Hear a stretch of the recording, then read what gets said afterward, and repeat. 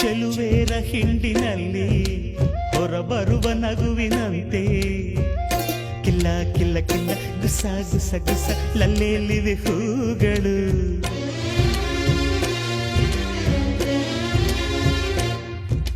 ಮುಂಜಾನೆ ನೀರಿನಲ್ಲಿ ಮುಳುಗೆದ್ದ ಹೆಣ್ಣ ಮೈಲಿ ನಿಂತ ನೀರಿನಂತೆ ಜಾರ ಮುತ್ತಿನಂತೆ ನೆಂದಾಡಿವೆ ಕಣ್ಗಳು.